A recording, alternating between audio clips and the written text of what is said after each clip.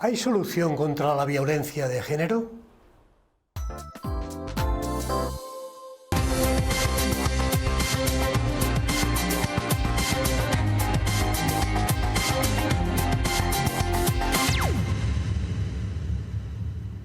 Muy buenas noches, señoras y señores, bienvenidos, como cada miércoles, a Enfoque de Actualidad en la 8 Segovia. Este lunes se celebra el Día Internacional de la Eliminación de la Violencia contra la Mujer, en un momento en el que en España hay fuerzas políticas que apuestan por la derogación de todas las leyes de perspectiva de género y abogan por promulgar una ley de violencia intrafamiliar. Un total de 1.022 mujeres han sido asesinadas en España por sus parejas o exparejas desde el año 2003. Esta fecha marca el inicio de la recopilación de los datos oficiales.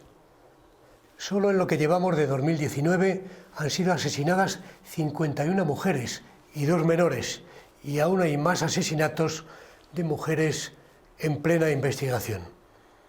En Segovia, solo entre enero y junio se han registrado 225 denuncias y 29 solicitudes de protección, mientras que la fiscal encargada de la violencia contra la mujer en la capital y en la provincia, Inmaculada Martínez, asegura que todas las semanas se presenta algún asunto de este tipo.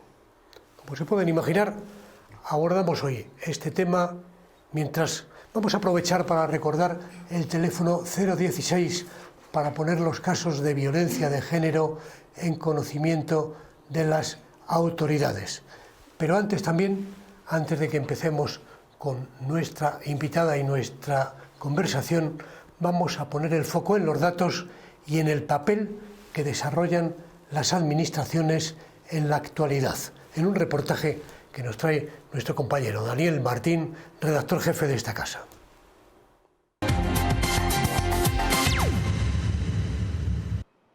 Este lunes 25 de noviembre se celebra el Día Internacional contra la Violencia de Género. En los últimos meses en Segovia ha aumentado un 20% el número de denuncias por violencia machista hasta situarse en las 125. ¿Existe realmente concienciación sobre este problema social?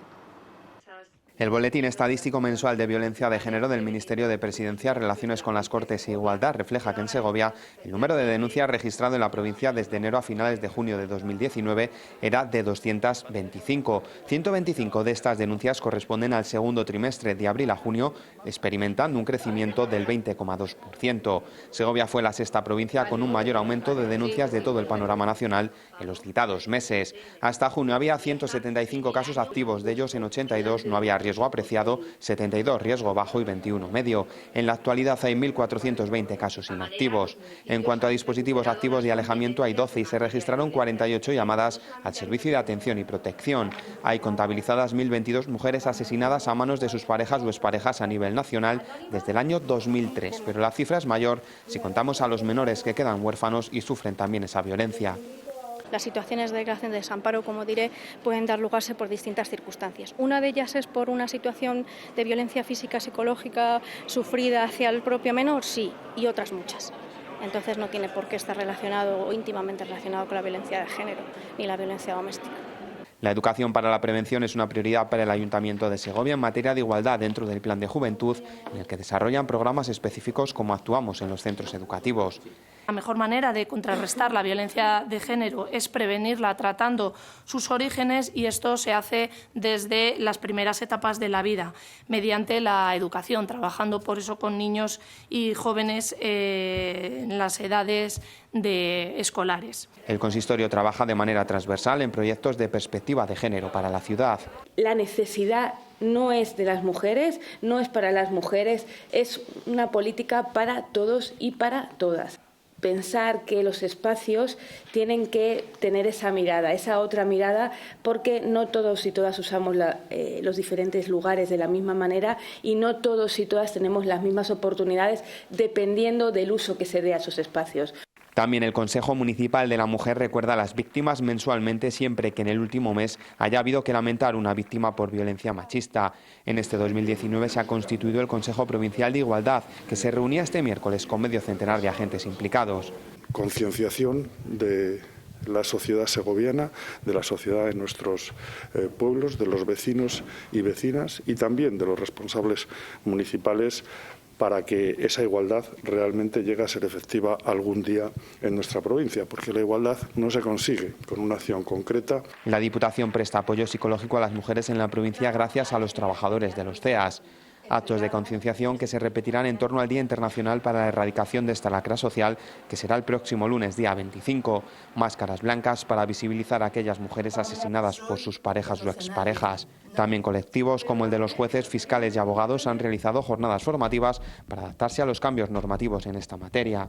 Es un tema que siempre tenemos que relativizar, ¿no? Porque no todo lo que llega a los juzgados después se transforma en un conflicto judicial que se resuelva con una sentencia. Una cosa queda clara, el poner fin a la violencia de género es cosa de todos. Me estoy agobiando. O no dice nada, pero simplemente se muestra incómoda. Nos está marcando un límite que hay que respetar, sí o sí. Si no entiendes un no, eres un potencial agresor sexual. Si no entiendes un no, háztelo mirar.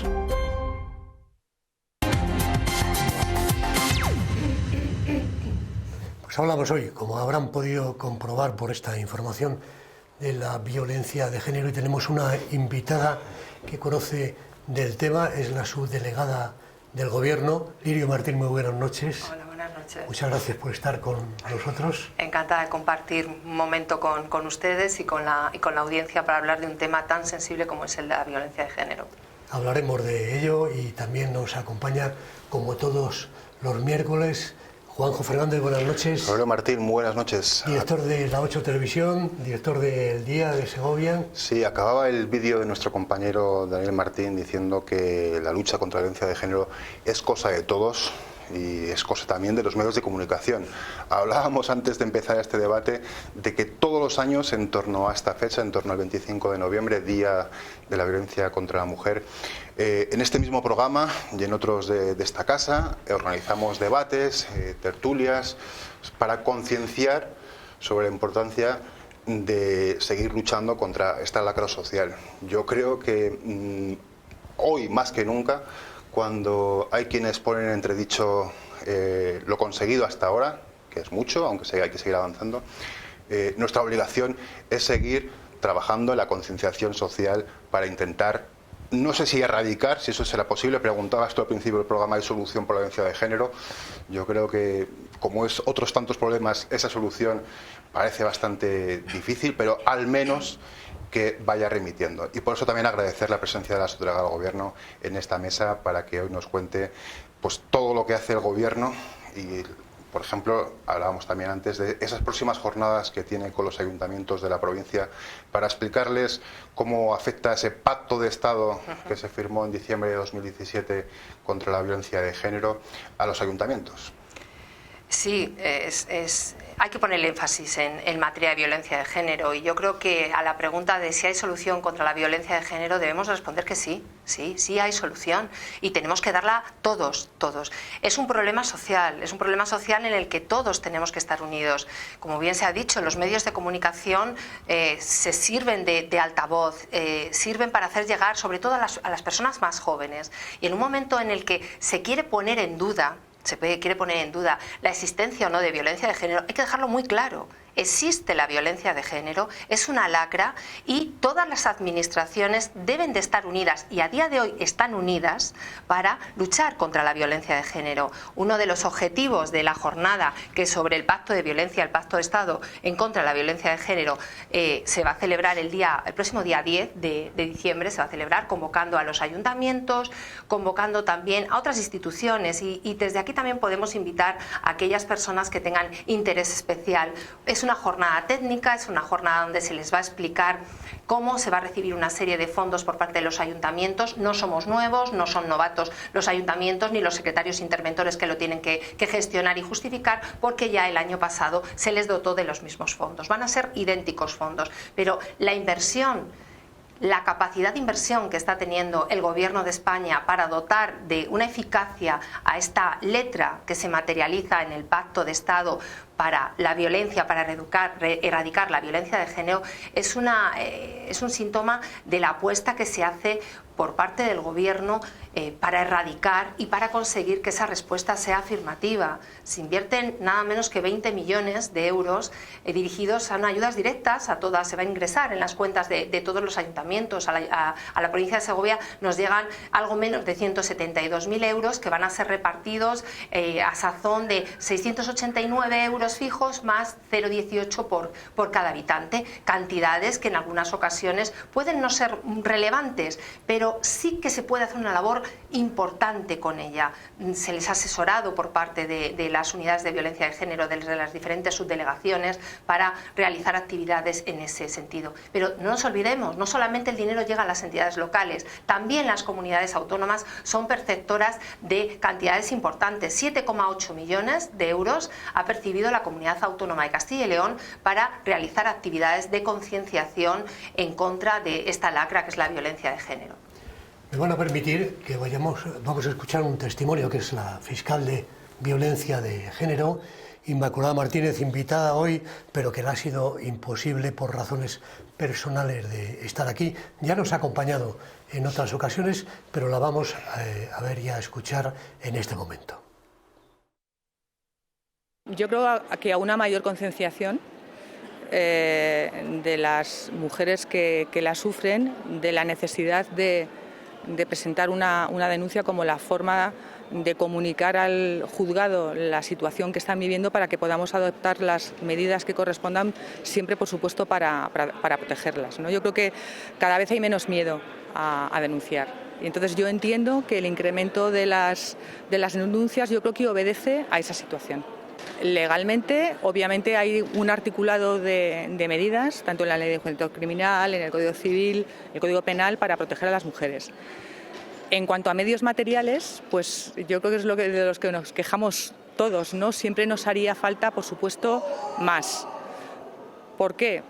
Por ejemplo, aquí en Segovia tenemos el número 4, que es el juzgado de violencia, pero que no lleva solo asuntos de violencia, no es un juzgado exclusivo que lleve violencia. Además de violencia, lleva otras muchas materias, ¿no? Lo cual hace que en determinadas circunstancias el juzgado esté ciertamente desbordado, porque obviamente a diario es el que está de guardia de violencia y es el que tiene que hacer frente a todas las denuncias y a todas las solicitudes de órdenes de protección de violencia. Quizás sería bueno el que el juzgado llevara de forma exclusiva la materia para atender de una forma todavía más rápida todos los supuestos, todas las denuncias que nos presentan y poder llevar con una mayor rapidez, porque la justicia, quieras o no, es mucho más justicia cuanto más rápida es al momento que la provoca, ¿no? A veces nos las tenemos que ver y desear, y eso yo creo que la magistrada lo sabe y los funcionarios del juzgado lo saben, para que no se nos cruce la víctima con el detenido. No tenemos una dependencia en donde puedan estar. En los supuestos, por ejemplo, de denuncias de violencia en el que también hay niños, no tenemos tampoco dependencias específicas, como por ejemplo marca la ley del Estatuto de la Víctima, como para poder efectivamente oír a esos niños, que no sean las dependencias frías del juzgado que tenemos y que lo único que se cuenta es con la buena voluntad, por supuesto, mía y de la juez, pues que procuramos hacerles a los niños pues más llevadero, incluso nosotras mismos les llamamos chuches, pues para que ellos se sientan un poco más distendidos dentro de este ambiente tan frío que es un palacio de justicia pues viejo, como el que tenemos aquí, sin unas dependencias adecuadas. Tanto la juez del juzgado como yo somos especialistas en la materia. Estamos acudiendo, ella lo habrá podido decir, yo como fiscal de violencia asisto todos los años a una reunión anual con todos los fiscales de violencia de toda España, pues para obviamente coordinarnos de forma que en todo el territorio nacional pues haya una misma actuación ante situaciones comunes, ¿no? Pero además de esa reunión anual, a lo largo del año nosotros estamos asistiendo a cursos y a seminarios de forma continua para formarnos en materia de violencia. Entonces yo creo que la formación, por lo que respecta a Fiscalía y yo creo que también por lo que respecta a los jueces y magistrados encargados de la violencia, vamos, estamos plenamente formados y siempre, por supuesto, evolucionando con la sociedad y formándonos a través de un programa de formación, por supuesto, continua. Pues hasta aquí el testimonio de la fiscal de violencia de género, subdelegada del Gobierno. Hay quien dice, hay fuerzas políticas que dicen que la ley de violencia de género no sirve y ponen como argumento, la prueba es que se sigue asesinando a mujeres por sus parejas o sus exparejas. Y esto quizá puede ir calando. El otro día en un ayuntamiento, aunque posiblemente muchas veces las mociones de los ámbitos nacionales no deberían de bajar al terreno más municipal, pero hablamos de un municipio donde también ocurrió una desgracia, como es el municipio de Torrecaballeros, donde hubo un crimen machista. Bueno, pues también hubo un partido, hubo concejales que se abstuvieron o votaron en contra de declararle el municipio en contra de los maltratadores. Yo no sé si está calando la idea de que no está funcionando la ley de violencia de género y que se busquen otras opciones o derogarla. Me parece poco serio y poco responsable que cualquier responsable político o cualquier responsable público sea capaz de lanzar ese tipo de mensajes. Es una irresponsabilidad en el grado máximo. Esto es como si dijéramos que como sigue habiendo asesinatos, pues derogamos el Código Penal. Derogamos el Código Penal y los asesinos que campen a sus anchas, o como no deja de haber robos, pues ¿qué hacemos? También derogamos toda la normativa, que no tiene sentido, evidentemente. Hay medidas coercitivas. El riesgo cero no existe en ningún ámbito, y por eso existen las normas. Y todas las normas jurídicas son reflejo de lo que sucede en la sociedad. Una norma jurídica, cuando se aprueba en un Parlamento, no se aprueba de un día para otro. Es fruto de la evolución y del sentir de la sociedad. Y lo que se refleja en el Parlamento, tanto en el Congreso y el Senado, cuando se aprueban las normas jurídicas, lo que pasa es que se ve que algunas personas tienen un grado de desconocimiento altísimo de cómo funciona el poder legislativo, incluso la separación de poderes. En estos casos lo que tenemos que advertir es que las leyes están para mejorarlas. ¿Cómo? Modificándolas. Si las leyes no hace falta derogarlas, las leyes se van modificando. ¿Cómo? Porque como todo ser humano aprendemos y las sociedades evolucionamos y las sociedades buscamos soluciones a los problemas. Hace años, yo cuando era una cría, jamás se hablaba de violencia de género. Y sucedían estas cuestiones. ¿Por qué se promulga una ley orgánica? Ley orgánica que requiere un grado de mayoría cualificada, una ley orgánica que lo que viene a desarrollar son principios constitucionales, no es una ley cualquiera. Cuando se habla de ley orgánica de protección contra la violencia de género, lo que se está diciendo es que es una ley importante y que desarrolla derechos esenciales para las personas. ¿Qué derechos esenciales se desarrollan? Básicamente la igualdad. Básicamente la igualdad. El origen de la violencia de género es esa lucha que tenemos las mujeres porque hemos sufrido esa lacra, ese desnivel. Lo que hace la ley es equilibrar, buscar la justicia. La justicia es esto, es equilibrar. Y esto se consigue a través de la legislación. ¿Cómo? Mejorándola. Pero que existe violencia de género, existe. El Pacto de Estado fue aprobado por unanimidad.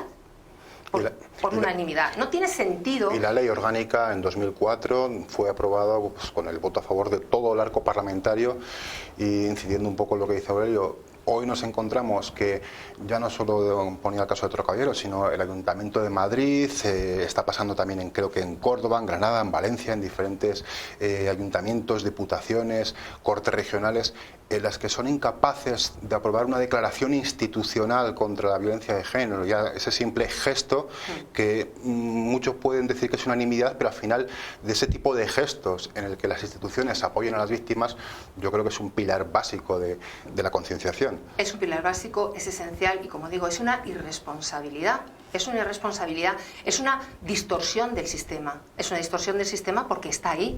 Está ahí. La violencia de género es un hecho. Los datos son datos que se han ofrecido. Superamos el 1.000.000 de mujeres fallecidas desde que se toman datos en el año 2013, que es que tampoco, que es hace 4 días. Y estamos superando el 1.000.000. Estamos hablando de casi 500 huérfanos como consecuencia también de la violencia de género. Es una lacra. Se están tomando medidas.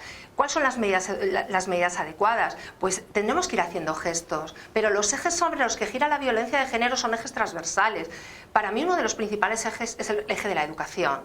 Desde el Gobierno de España se está haciendo especial incidencia y estos fondos que se aportan como consecuencia del desarrollo del Real Decreto que se aprobó el año pasado, en el año 2018, para dotar de eficacia, en definitiva, este Pacto de Estado contra la violencia de género, esos fondos donde tienen que incidir básicamente es en que las personas más jóvenes, nuestros niños, nuestros jóvenes, sean conscientes de que eso es una realidad. Y lo que tienen que ser conscientes es que hombres y mujeres somos iguales.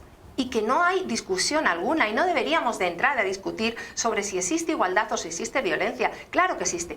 ¿Que existe otras formas de violencia? Claro, y están condenadas por las leyes. Hay un código penal y hay agravantes de parricidio también. O sea, que quiero decir que cuando es otro tipo de violencia dentro de la familia, que no es violencia de género, claro que tiene su castigo, pero no engañemos a nadie. Eso no es cierto cuando lanzamos esos mensajes tan etéreos, tan banales, tan vacíos de contenido. Digamos la verdad, y la verdad es esa. Hay leyes que nos protegen frente a la violencia de género y hay otras normas que nos protegen frente a otro tipo de violencia que se puede generar también dentro de las familias, pero que no es violencia de género. ¿Y esto qué puede ser, quizá en algún momento tan populista, es que hay muchas denuncias falsas? ¿Cuántas denuncias falsas ha conocido usted en Segovia? Pues hombre, en el ámbito de las denuncias falsas es mínimo, es mínimo.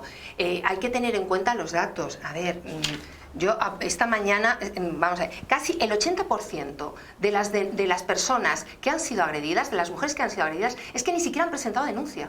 El 80%. Con lo cual, un poco al hilo de lo que decía Inmaculada, la fiscal de violencia de género. Quizá hay más denuncias, ¿no?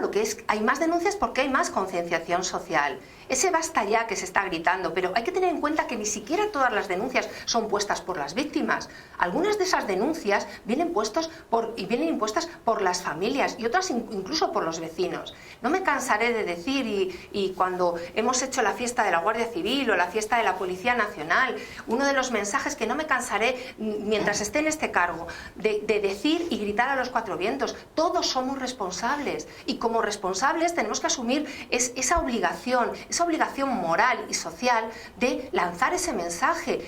Hay varias denuncias, cada vez hay más denuncias que llegan tanto a policía como a Guardia Civil de vecinos, donde observan situaciones de violencia.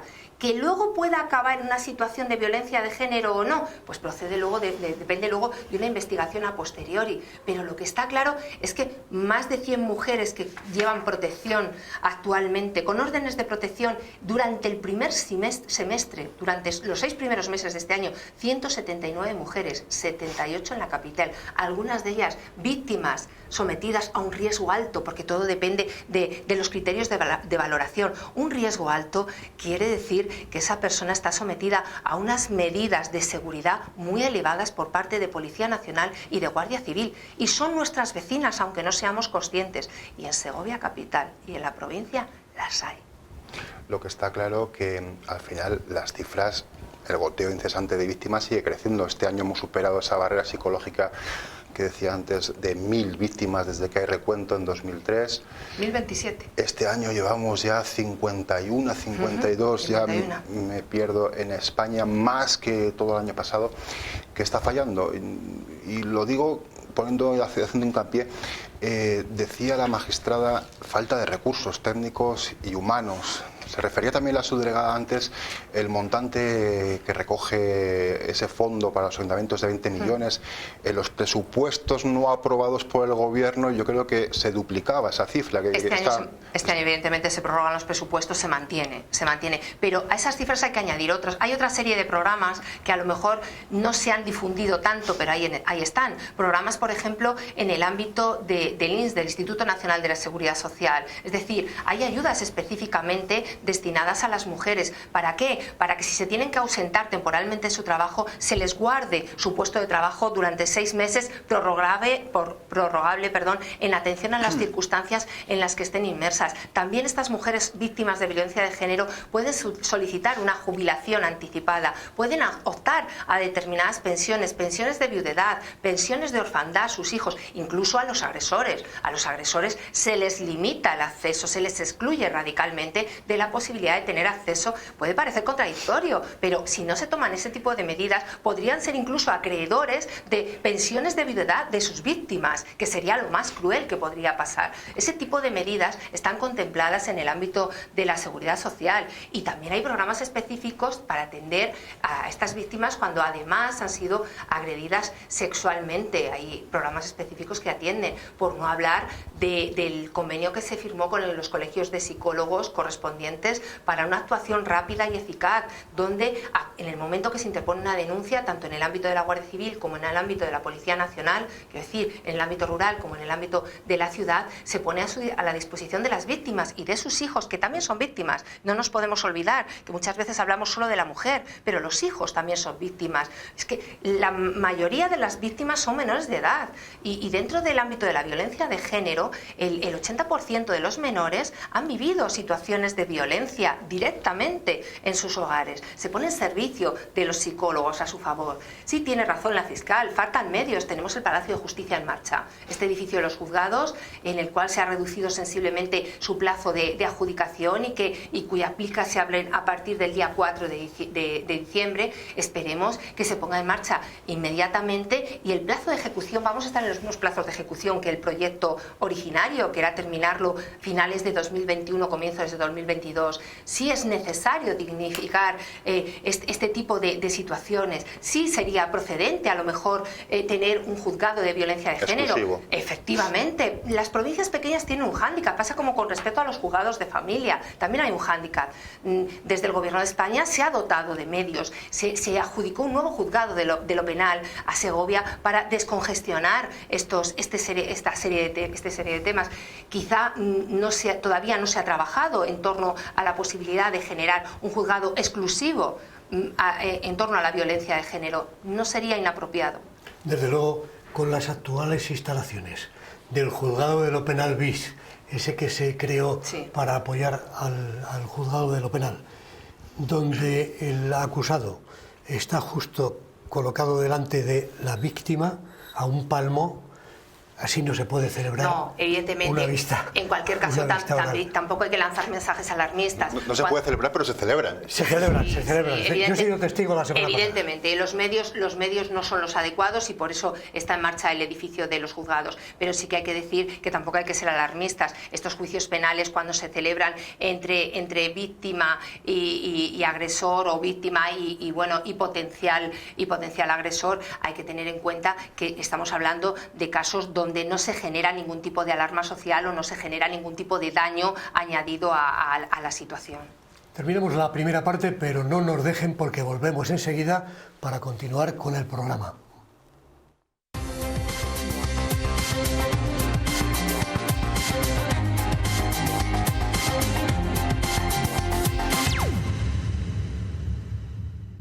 Continuamos hablando de violencia de género con la subdelegada del Gobierno, Lirio Martín. Dentro de esas críticas que hay en este momento a la ley de violencia de género, también pues se habla de asociaciones de mujeres que se lucran con bajo el amparo de argumentar ayuda hacia las afectadas, se lucran con las subvenciones. Usted hablaba antes de dinero público destinado a ayuntamientos. ¿Es verdad que hay un lucro por ayudar a las mujeres afectadas?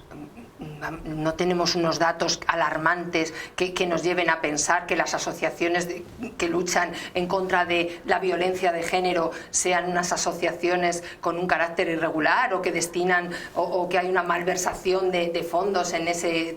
Tienen que justificar los mismos. No. Me parece también un mensaje alarmista. Puede haber incidencia como en cualquier otro tipo de fenómeno asociativo, pero no especialmente. De hecho, en la provincia de Segovia no me consta ningún tipo de esos datos.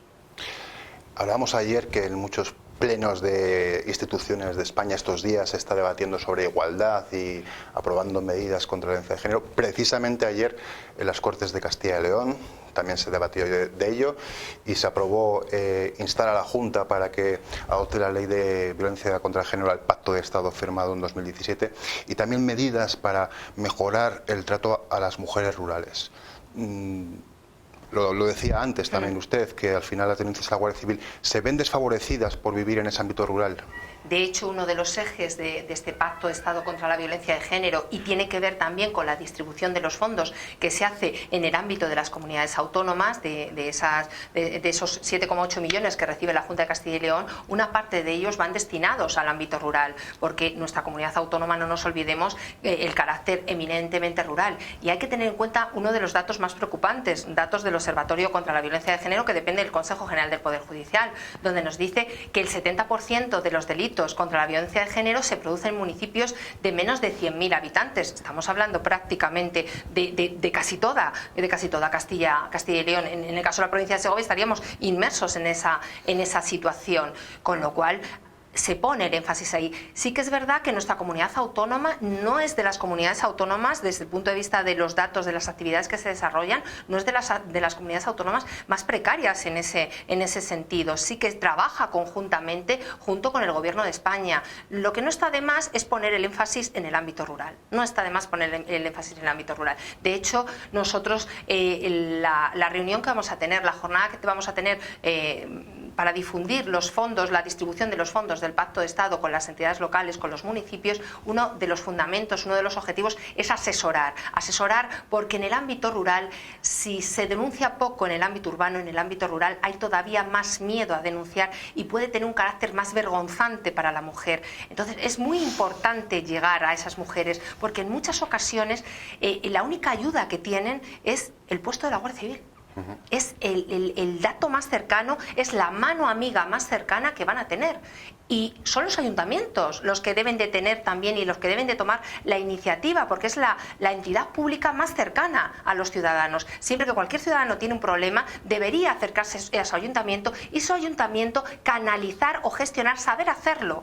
En muchos ayuntamientos somos conscientes de las carencias de medios que tienen. De ahí la idea del Gobierno de España de ayudarles a través de estas medidas del Pacto contra la Violencia de Género. Se han desarrollado múltiples actividades. Yo a lo largo de este año he asistido incluso personalmente a alguna de estas actividades que se han desarrollado, bien dirigidas, teatro, marionetas, se han hecho pancartas, se han hecho pañuelos en contra de la violencia de género, puntos violetas donde se han regalado algún tipo de chapas o algún tipo de eslóganes con ocasión de las fiestas patronales o con ocasión de algún festejo en los municipios. Es una manera de llegar también al ámbito rural, pero sobre todo si hay que ayudar a alguien es a la mujer rural. Para cerrar el debate en esta mesa sobre la violencia de género y aprovechando la presencia de la subdelegada y poder hacer otro tipo de preguntas que le afecten a su cometido, sí que me gustaría, en la primera parte ponía especial énfasis en la importancia de la educación. También ayer, por ejemplo, en las Cortes de Castilla y León se aprobó, a excepción del voto de Vox, los grupos acordaron introducir en el currículo de todas las etapas educativas obligatorias y no obligatorias, incluida la universidad, la educación para la igualdad y la lucha contra la violencia de género. Una de las últimas campañas también del Gobierno de España va dirigida a esa población joven, donde más crecen, parece, según todos los estudios, esos micromachismos. ¿Cómo solucionamos esto? Porque sí que al final la población joven hay que poner foco en ellos. Primero, tachar de irresponsable, como vengo diciendo desde el principio del programa, la conducta de representantes políticos que niegan la evidencia. Es una irresponsabilidad y estas personas que, por denominarles personas, parece que no viven en esta sociedad, parece que pisan otro tipo de planeta y viven otro tipo de situaciones al que vivimos el resto del mundo y sobre todo las mujeres. Con respecto al ámbito educativo, desde la Unidad de Violencia de Género e Igualdad, desde la Subdelegación de Gobierno, se trabaja constantemente, no solamente con charlas en los diferentes institutos, charlas a demanda con los jóvenes, charlas a demanda de las AMPAs, charlas a demanda de cualquier asociación, sino también Policía y Guardia Civil se desplazan a centros docentes, a cualquier actividad educativa, a cualquier actividad colaborativa que se pueda también demandar por parte de los ayuntamientos. Desde aquí también efectuar ese llamamiento a los distintos municipios, porque Guardia Civil está presente en el ámbito rural y esa presencia en el ámbito rural se puede traducir muchas veces en el dirigir ese tipo de mensajes a la población rural, que en muchas ocasiones se demanda y en otras no. Desde aquí ponernos a la disposición de cualquier municipio que lo necesite para dar este tipo de mensajes o lanzar este tipo de mensajes. El ámbito educativo tiene que ser transversal, el mensaje de la igualdad. El mensaje de la igualdad no solamente es una obligación de los colegios y es un compromiso del Estado, sino también es una obligación de las familias. De ahí que los responsables públicos, en este caso el Gobierno de España, apueste por medidas educativas, porque ese es el germen de la igualdad. Esa es la semilla que tenemos que plantar, la semilla de la igualdad. Cuando todos nos veamos iguales, cuando todos seamos capaces de ver al que tenemos enfrente como un igual, sin distinguir sexo, sin distinguir ningún tipo de condición sexual, en ese momento seguramente es cuando desaparecerá la violencia de género. Quizá, Aurelio, esa es la respuesta. Esa es la respuesta. ¿Hay solución contra la violencia de género? La solución está en la igualdad. No hace mucho tiempo hacíamos una entrevista en el día de Segovia a un escolta que protegía a una mujer amenazada por su expareja. Y parece que la medida es efectiva, pero yo no sé si en Segovia se está aplicando ese tipo de... Era en Bilbao, el Ayuntamiento de Bilbao era quien lo costeaba. Yo no sé si se puede llegar hasta ese nivel. Sí, se está llegando a ese nivel. Cuando una víctima es calificada con un nivel de riesgo alto, la vigilancia a la que se está sometiendo a esa mujer, bien por parte de Policía Nacional, bien por parte de Guardia Civil, es constante. Hay un control constante, un control por su bienestar y por el bienestar de sus hijos. No sería la medida más deseable, pero es la medida adecuada y la correspondiente para evitar males mayores. Aprovechando que, como decía Juanjo, que está usted con nosotros hoy, bueno, pues hay algunos temas que siempre de la Administración Central del Estado pues nos tienen pendientes a los segovianos, sobre todo a quien sufre unos cortes puntuales en la SG20 con motivo de estas obras. ¿Cuándo va a concluir? Lo llevo diciendo y es evidente si paseamos, aunque el término paseo no sea el adecuado, si circulamos por esta carretera, por la SG20, vemos que no se ha escatimado en medios, que es una obra muy viva, el impulso ha sido notable en este último año porque nos encontramos pues un proyecto prácticamente inactivo, estaba bajo mínimo, no tenía pulso. Si habláramos en términos médicos, tuvimos que recuperar el pulso porque había una serie de problemas que no se habían solucionado. En cuando nos pusimos manos a la obra, la sensibilidad del Ministerio de Fomento y la Dirección General de Carreteras fue absoluta y la colaboración fue intensa. Tanto es así que ya se ha abierto uno de sus tramos y el otro tramo, la empresa Dragados, que es la encargada de la ejecución de este tramo que queda pendiente, se ha comprometido a acabarlo a final de año. Vemos las condiciones meteorológicas, hay que ser también sensato. Yo no me atrevería a decir que a 31 de diciembre se va... Quedan un poco más de mes y medio. Efectivamente, pero sí me atrevería a decir que en primavera está concluido. Básicamente por una cuestión, porque también hay que ser responsables en el ejercicio también del desarrollo de las obras.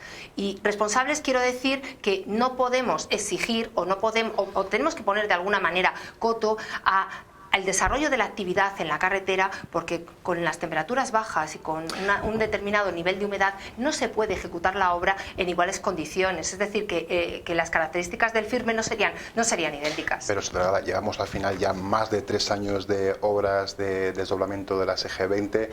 Yo creo que está la paciencia de los conductores segovianos y los que la circundan al final la ciudad está al límite. Se ha pillado muchas veces, yo creo que los dedos poniendo plazos y fechas. Que iba a hacer malo en otoño y en invierno se sabía.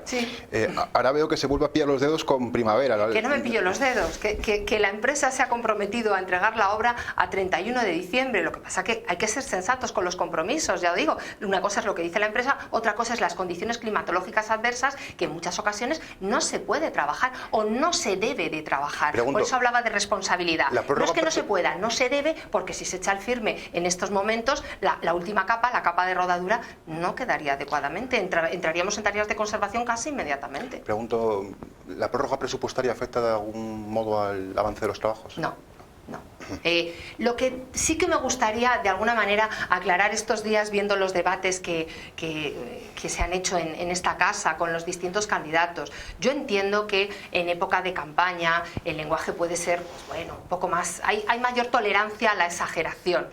Pero sí que de alguna manera pedir a los responsables políticos que no falten a la realidad, que no hagan responsables al partido del gobierno, al Partido Socialista en el gobierno de la situación de las obras en esta ciudad o en esta provincia, porque realmente... Yo no es por nada, pero cualquiera de los responsables políticos está invitado a la subdelegación para que le explique de primera mano, con detalle, cómo nos hemos encontrado el desarrollo de la obra y el impulso que se le ha dado al mismo. Ha sido un trabajo, evidentemente, es la responsabilidad que asume cada uno, pero no es lo mismo y cualquier ciudadano puede ver el avance de las obras, lo que había pues en verano del año pasado y lo que ha sucedido a partir podríamos decir, de la primavera de este 2019. El comienzo de 2019 supuso un impulso de las obras y jamás hemos dudado o jamás se tenía que haber puesto en duda la existencia de presupuesto para acabar las obras, siempre ha estado ahí. Primavera de 2020, nos quedamos con esa fecha. Hombre, yo ahí sí me acuerdo. Marzo o junio, porque la primavera son 3 meses. No, los primeros meses. Lo que tardará más en llegar será el nuevo edificio de los juzgados. No tanto, no, si somos conscientes, también es otro de los impulsos que se ha dado, porque, claro, otra vez con respecto a los mensajes que se han lanzado.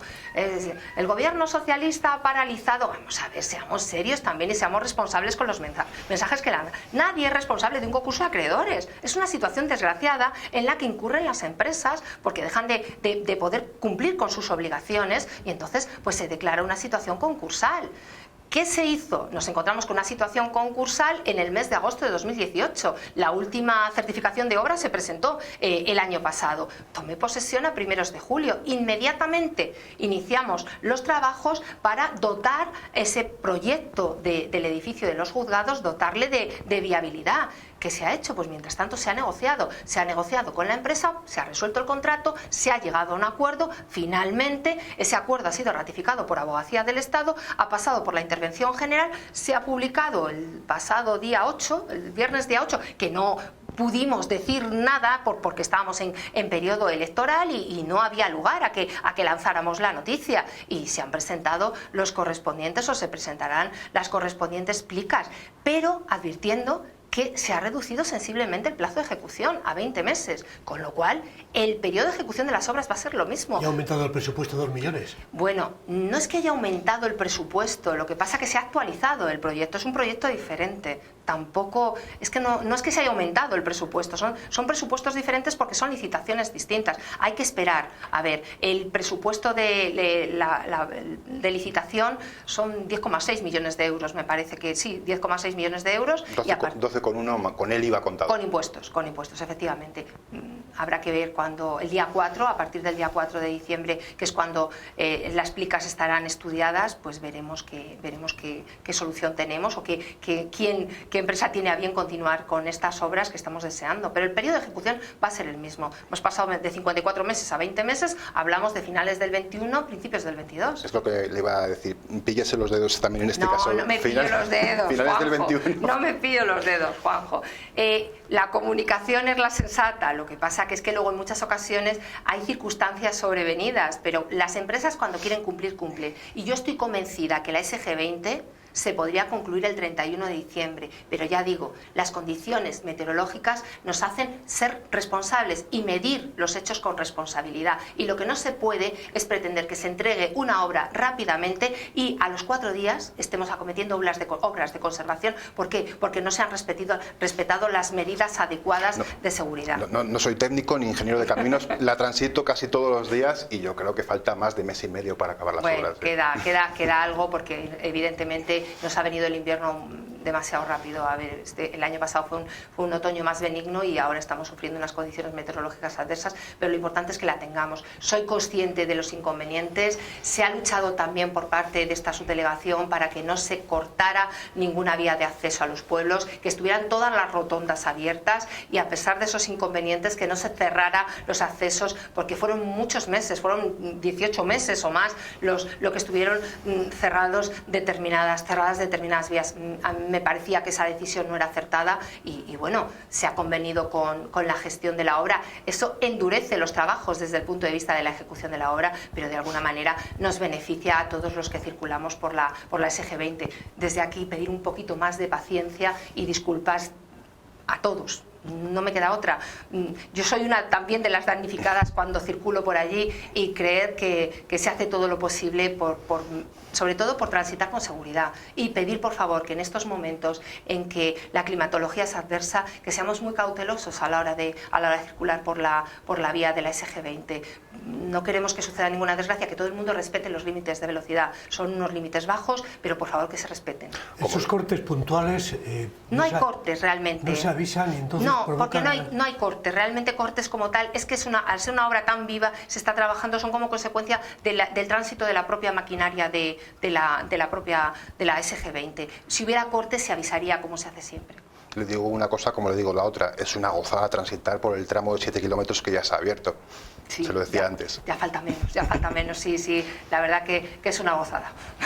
Vamos a tener una gran infraestructura, y yo creo que de las infraestructuras que tardaremos años en tener otra obra igual aquí en Segovia. Sí que desde aquí también me gustaría agradecer a los técnicos de Fomento, a la sección de carreteras que tenemos aquí, dependiente de la subdelegación de Gobierno y del Ministerio de Fomento, porque son unos grandes trabajadores también, y están al milímetro trabajando día a día y codo a codo, enseñándome, haciéndome partícipe, y yo lo vivo como un proceso de aprendizaje también, porque es una lección de vida, es un privilegio y una lección de vida, ver cómo se gestiona y ver lo que uno puede hacer por los demás también en ese sentido.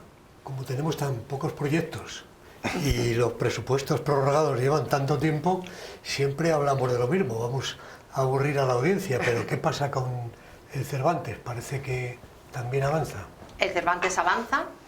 El Cervantes se aprobó el proyecto en 2011, se paralizó, y claro, para dotar de viabilidad también a este proyecto había que actualizarlo, y lo que se ha hecho se contactó con el grupo de arquitectos que desarrolló el proyecto.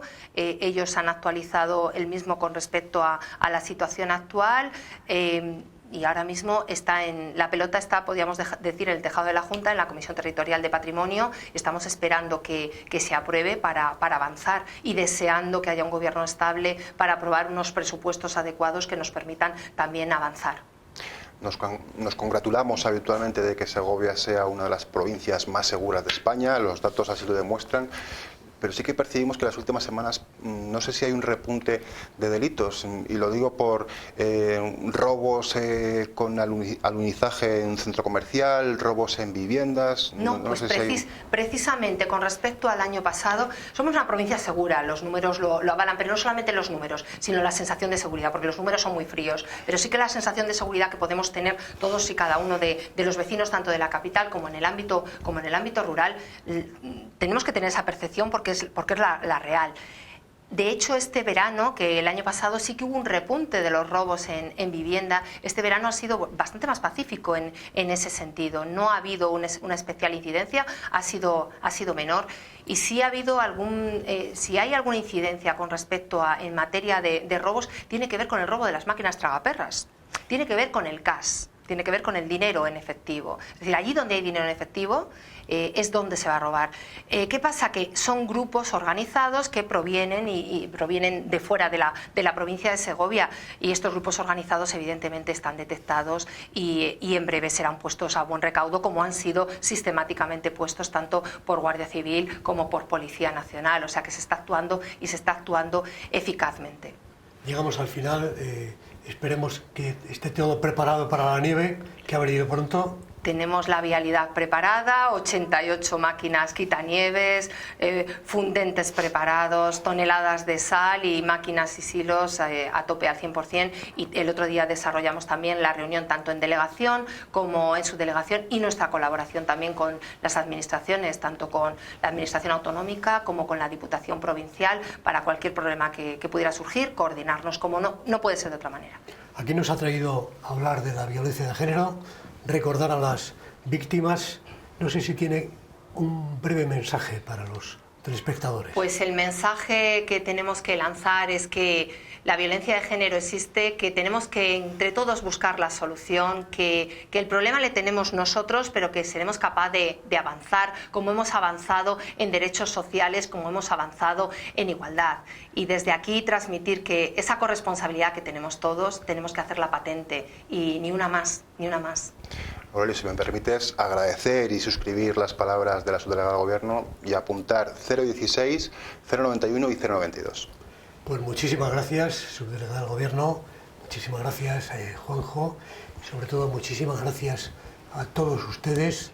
Hemos hablado de violencia de género, hemos aprovechado también la circunstancia para hablar de los problemas que nos preocupan a los segovianos.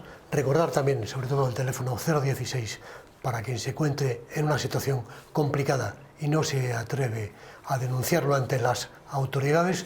El 016 no deja huella. Desearles muy buenas noches y también que estén con nosotros el próximo miércoles. Muy buenas noches.